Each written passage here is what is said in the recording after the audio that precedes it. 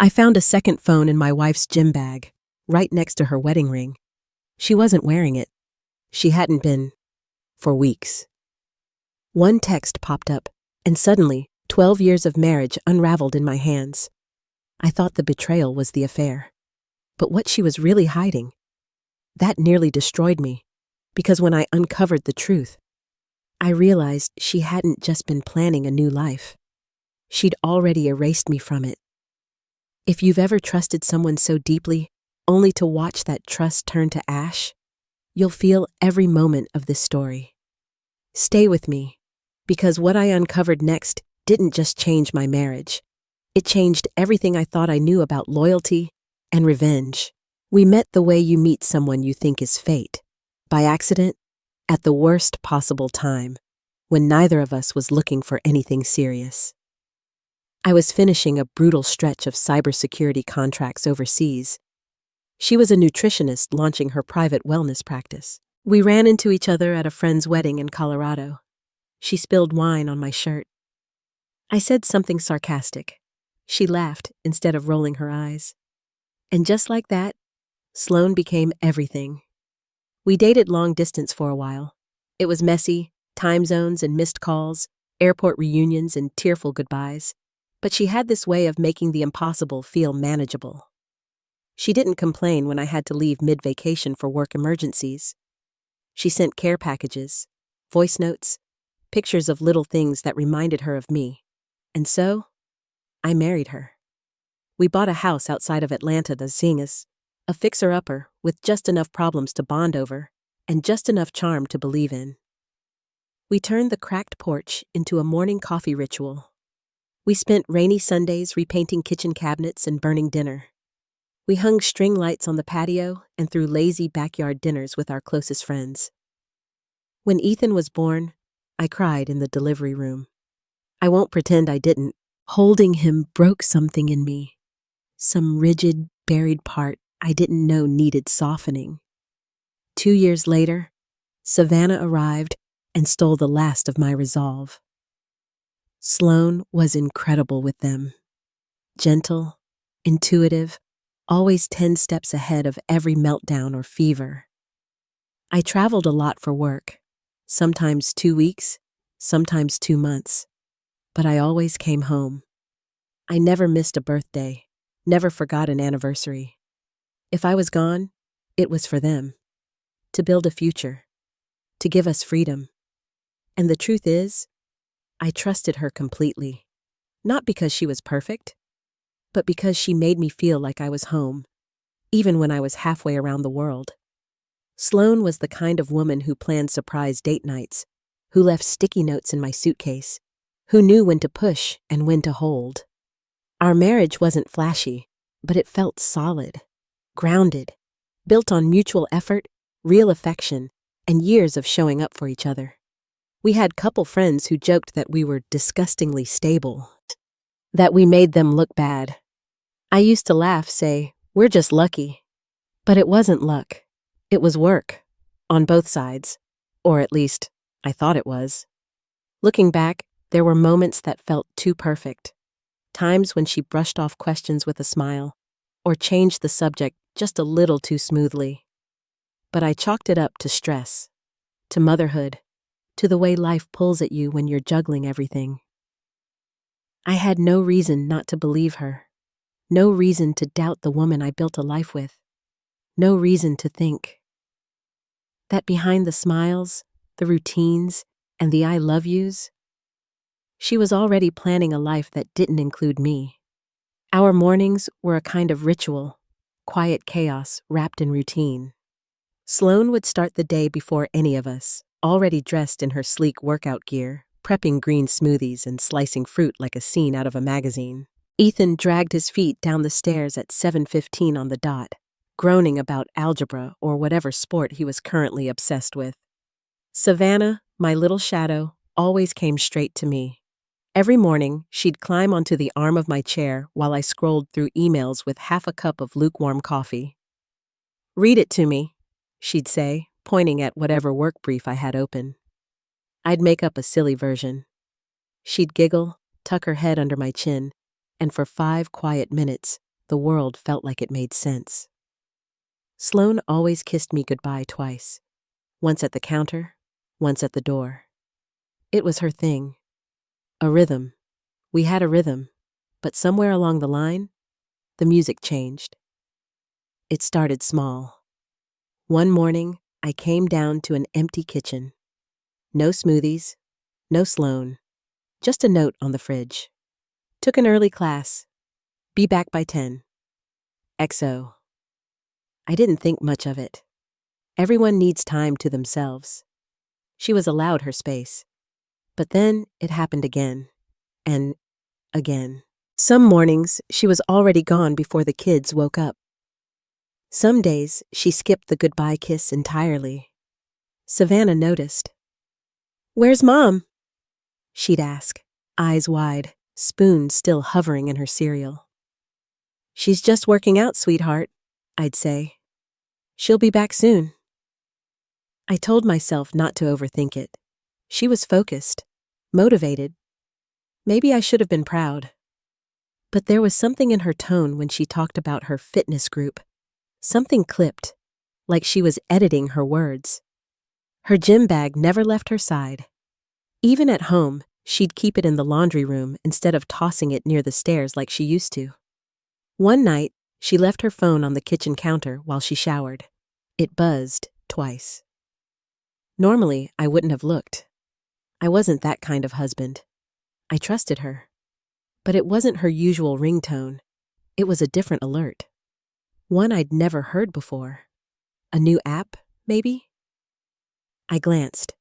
The screen only showed a name I didn't recognize. P. Just that. One letter. And the message?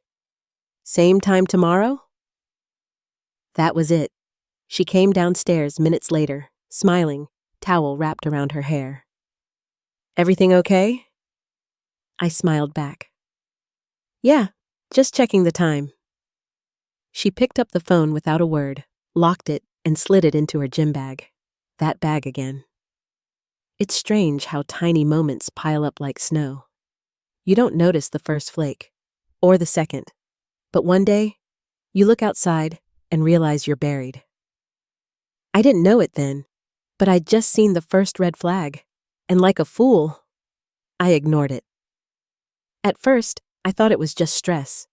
Sloane was taking on more clients. She talked about expanding her practice, maybe even opening a second location. She seemed distracted, constantly glancing at her phone even during dinner. I chalked it up to ambition, the pressure of growth, the constant push to stay ahead. But then it wasn't just the phone. It was her eyes, how they never quite met mine the way they used to. Conversations that once flowed like music started to feel rehearsed. She was smiling, sure, but there was a tightness behind it, like she was always holding something back. We'd be sitting on the couch, watching the same show we always did, but her laugh wouldn't come at the usual parts. I'd reach for her hand, and sometimes she'd pull away, just a little too fast, like she'd forgotten I was even there. I told myself to be understanding. Marriages go through phases. People change. But something inside me, something primal, started tapping at the back of my skull. A low, persistent whisper. Pay attention. One evening, Savannah asked if Mommy was mad at me. "No," I said, forcing a smile. "Why would you think that?" "She doesn't look at you when you talk," she said quietly, eyes down. "Like at breakfast. You were talking about Ethan's game and she just looked out the window." I didn't have an answer. That night, Sloane said she had a late meeting with a potential investor, someone interested in backing her new wellness line.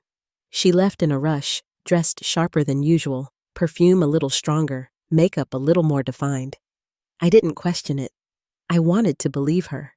But when midnight came and went, and she still wasn't home, the whisper in my head became a shout. I called. No answer. Texted. "Everything okay?" Read.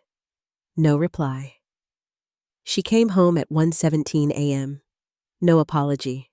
Just a quick, tired sorry, it ran late, and a kiss on the cheek that didn't feel like a kiss at all. The next morning, I noticed her call log had been wiped clean. Every single entry. I tried not to jump to conclusions. Maybe she was just being private. Maybe the meeting involved confidentiality. Maybe. But how many maybes does it take before something becomes definitely? A few days later, I found a crumpled receipt in the pocket of her coat. She'd asked me to drop it off at the cleaners. I almost tossed it, but the paper caught my eye. Dinner for two at a high-end tapas place across town. The date matched the night of her supposed investor meeting. I stared at the names of the dishes: grilled octopus, lamb skewers, a bottle of Tempranillo. Things I knew she loved, things we used to share. But I hadn't been there. I folded the receipt carefully and put it back. Not because I didn't care, but because I didn't know what to do with it. I wasn't ready to confront her. Not yet. Not without being sure. There was still a part of me that wanted to believe this was just life being messy, that we were two people drifting a little, pulled by work and pressure and kids and aging and exhaustion. But deep down, something darker had taken root. The woman I fell in love with, the one who used to dance in the kitchen barefoot, who made pancake faces on Sunday mornings, who curled into me when the world felt heavy, was slipping away. Quietly. Deliberately. And the space she left behind wasn't just empty, it was cold. I wasn't proud of what I did next, but when you live with someone long enough, you learn their rhythms, the way they speak, the way they lie. And Sloane? She had started hesitating. Not in what she said, but how she said it. Her words were too smooth, too rehearsed. That was the first real clue. So, I started paying attention. Not obsessively, just closely. I checked our shared calendar, something we both used religiously. A few entries were vague. Client meeting at odd hours, with no names listed. Then a new entry showed up. Dinner. Wellness partner? No address. No details. Just dinner. A second later, the alert disappeared like it had never been there. I'd caught it just in time. The name didn't sit right with me. Wellness partner? She'd mentioned working with someone new, briefly, said he was a consultant in performance psychology. I remembered because the way she said he was a little too careful, like she was trying to make it sound unimportant. I asked her about it the next night, casually. How's the new consultant? She blinked. Which one? I smiled. The wellness guy, from that investor dinner. A pause. Too long. Then, oh, Preston. Yeah, he's fine. Just helping with brand alignment and emotional messaging. You know. I didn't know. That was the problem. Savannah had left her iPad charging in the kitchen. She shared a group chat with Sloane to swap yoga videos and skincare routines. I knew the passcode, same as her birthday. I shouldn't have opened it, but I did. No yoga videos. Just a string of short texts between them. Most benign, until I found one from a week ago. From Sloane. Don't mention the restaurant to Daddy, okay? It's a surprise thing for work. Love you. A surprise thing? I checked the timestamp. Same night as the receipt I found. The same night she said she had that investor dinner. I felt something shift in my gut. A slow turning. I wasn't angry. Not yet. I was numb. Like my instincts had finally caught up to reality. The next morning, she left her laptop open on the dining table. I hesitated, crossed the room, sat down. I didn't open emails. I didn't need to. There was a folder on her desktop called Wellness Pitch, Preston. Just the name made my skin itch. Inside, a few pitch decks, a couple of spreadsheets, and something that didn't belong. A folder labeled Personal. I clicked it. Password protected. She never locked folders. Ever. I didn't try to guess it. I closed the laptop and walked away. That night, I stared at the ceiling while Sloane slept beside me. Her breathing was steady, peaceful, like nothing was wrong, but I couldn't shake the feeling that she was hiding more than just spreadsheets. Something was growing between us, thick, invisible, and cold, like fog, like rot. I told myself to wait, to gather more before making assumptions. But the truth was, I was already withdrawing, emotionally, mentally. I started staying at work later, volunteering for extra shifts, telling myself it was easier that way.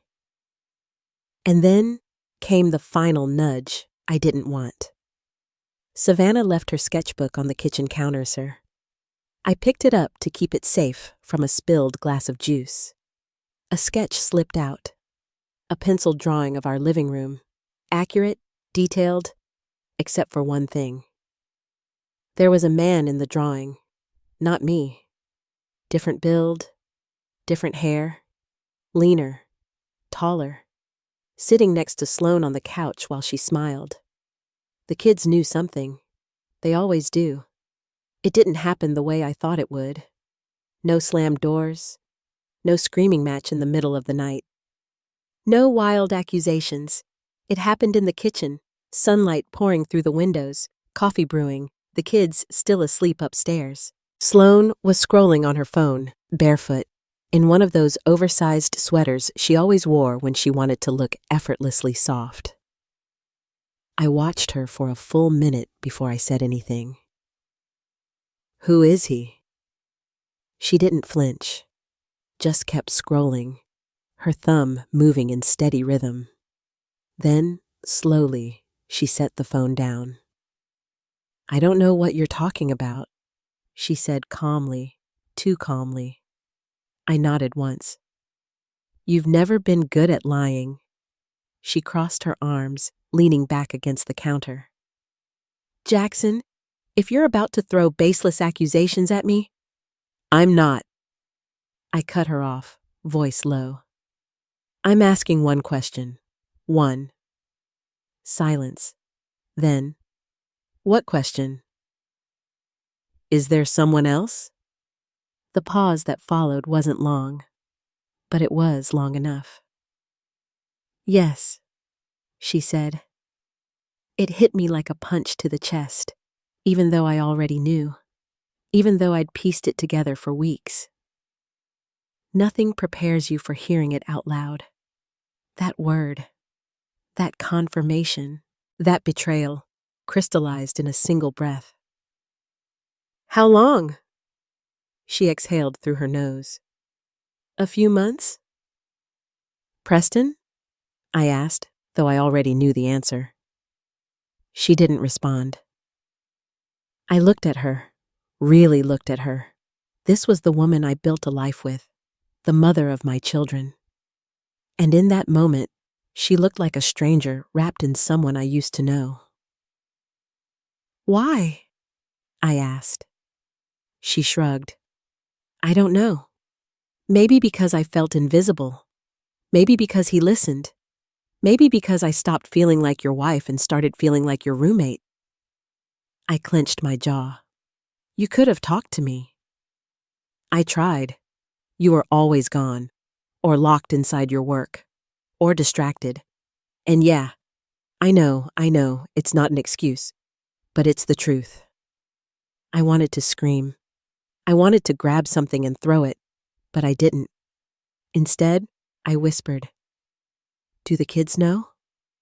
She looked away. "Sloane." "I never told them," she said quickly. "But they're not stupid. Kids see more than we think." I thought of Savannah's drawing, Ethan's quiet stares, the way they tiptoed around me like I was already a ghost. And that's when I realized, this wasn't new. This wasn't an affair. This was a replacement.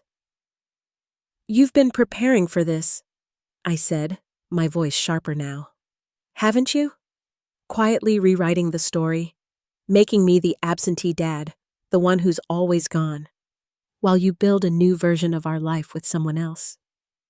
Her eyes glistened, but she didn't deny it. Are you in love with him? She hesitated. I don't know. That's not a no. No, she whispered. It's not. We stood there in silence, the hum of the fridge the only sound between us. Finally, I spoke. I'm not going to beg, Sloan. I'm not going to fight for something you already walked away from. But I need you to understand something. What? You don't get to rewrite me out of my kids' lives. You don't get to frame this as me abandoning them. I didn't walk away. You did. She swallowed hard, looking down at the floor. You want him? Fine, but I'm still their father. And if you try to turn them against me, I promise you, there will be consequences. She met my eyes then, and for the first time, I saw fear flicker across her face. Because she knew I meant it.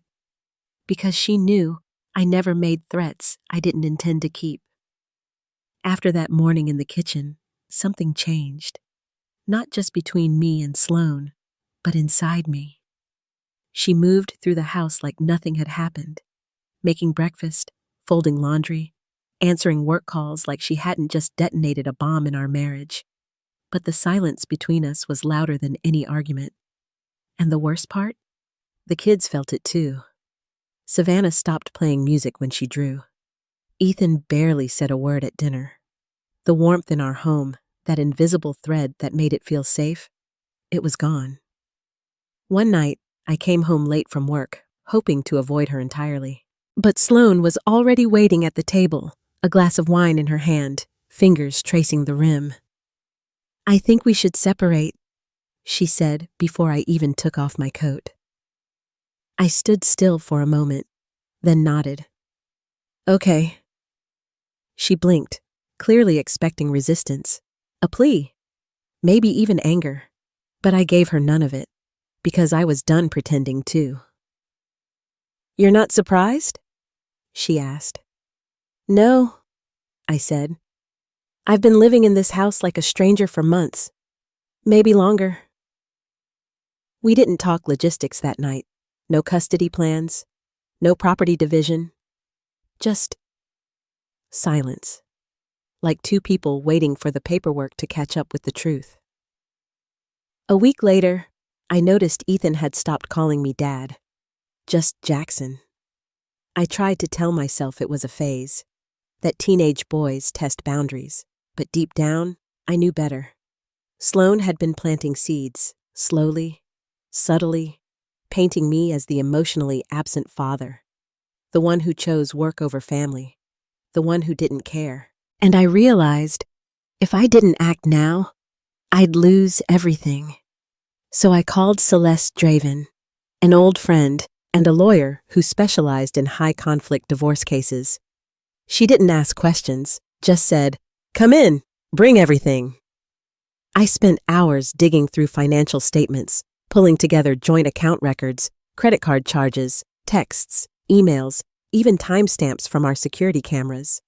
It felt like building a case file, except the suspect was the woman I once promised to grow old with. Celeste leaned back in her chair after reviewing the folder. She's already separating assets. I frowned. What do you mean? She moved half the contents of your joint savings account into a private investment fund 3 weeks ago. In her name only. I clenched my fists. Without telling me. She's been planning this for a while, Celeste said. Quietly, carefully, and from what I can tell, she's also setting up a custody narrative, one where you're the absent one, the unstable one. The blood drained from my face. She's using the kids? She's shaping the story. You're gone too often. You're cold. You don't understand, Savannah. You're too hard on Ethan. Sound familiar? I closed my eyes.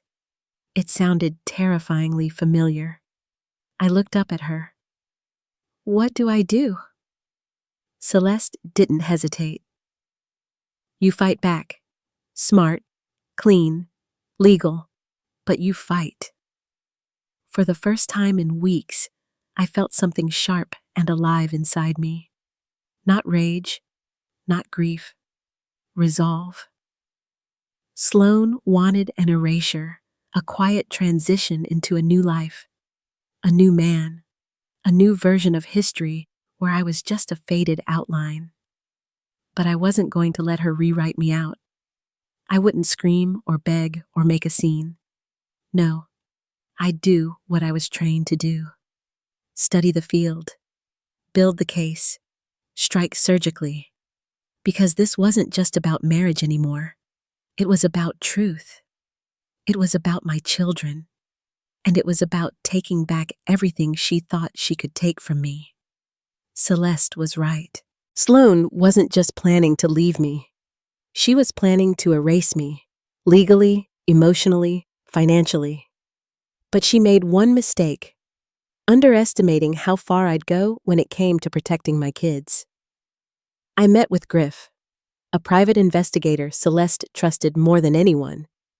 Ex-military, zero bullshit, and absolutely relentless. I gave him one name, Preston Hale. Within 48 hours, I had a folder on my desk thicker than our mortgage file. Preston wasn't just Sloan's new beginning. He was a fraud. Literally. 6 aliases. 2 companies shut down by the SEC, pending lawsuits in California and Nevada.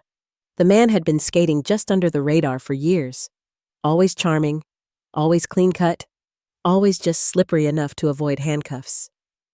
But this time, he made a mistake. He involved my family.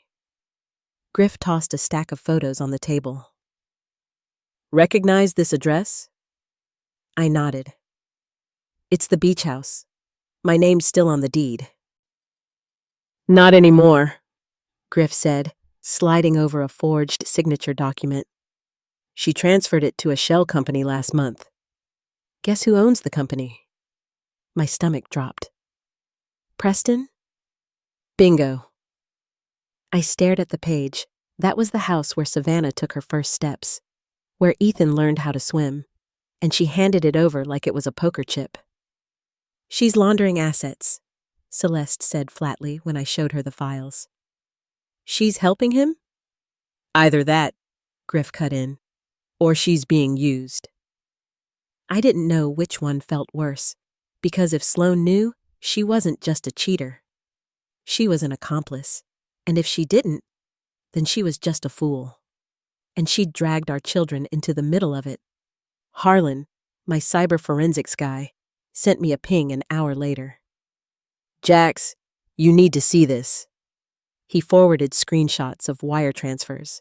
Sloan's trust fund, 6 figures, moved to offshore accounts linked to Preston's shell businesses. This isn't about love, I muttered. No, Celeste said. It's about the con. You were just in the way. And suddenly, it all clicked. Preston didn't want Sloan. Not really. He wanted what she could give him. Access. Wealth. A clean front. A family image.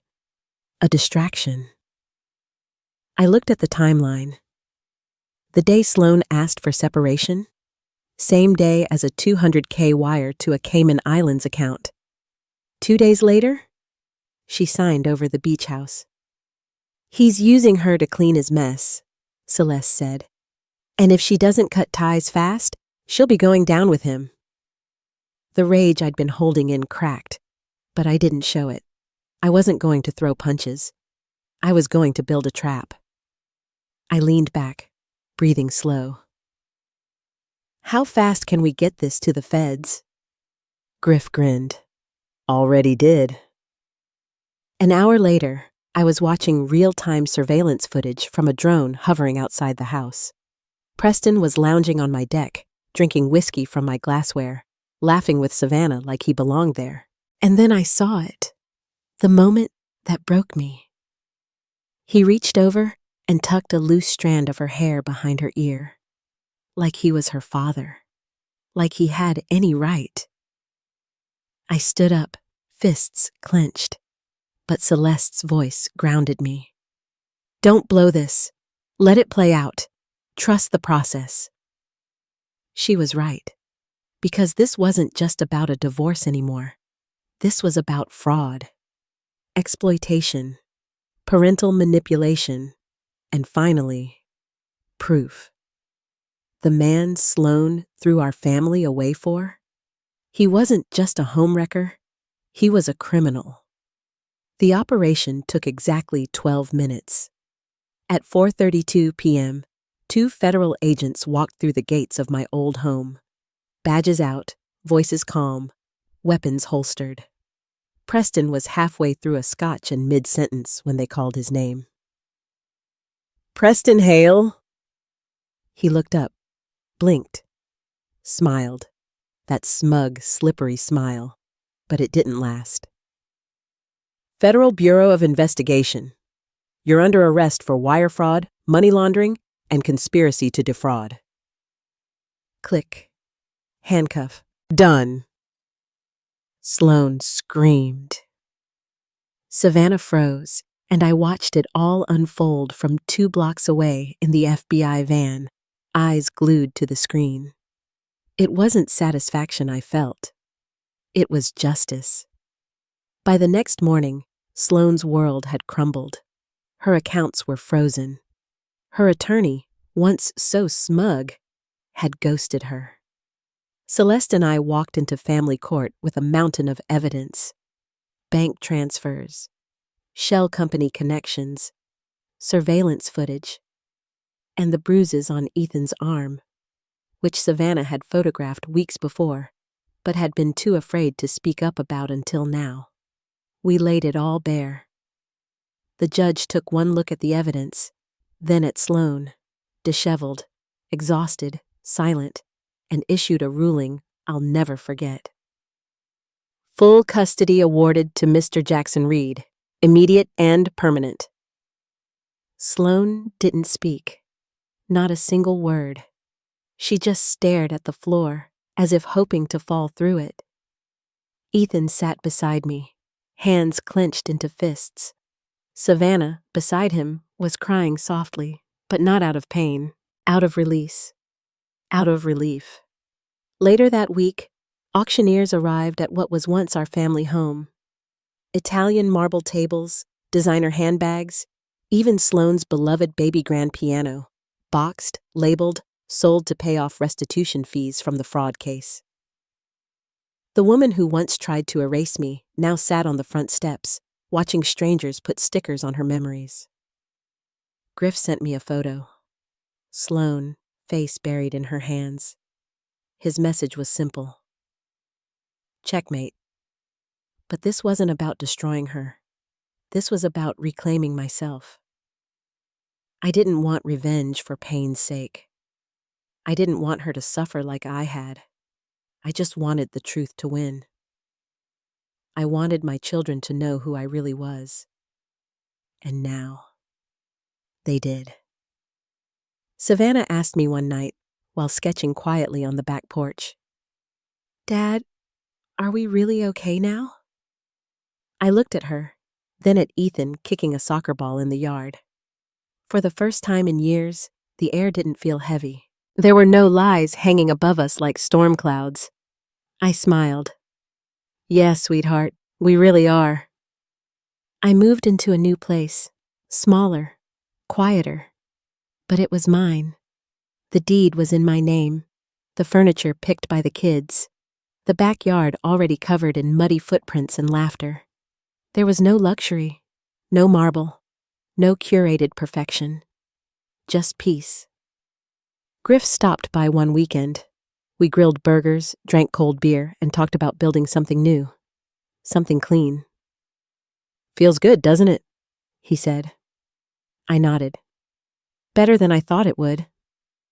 Celeste texted me that night. Final court order. Sloan relinquished all custodial rights, voluntarily. I stared at the message for a long time, then turned off my phone. Not because I didn't care, but because for once, there was nothing left to fight. It was over. I had my kids. I had my life. And the woman who tried to delete me? She was the one erased.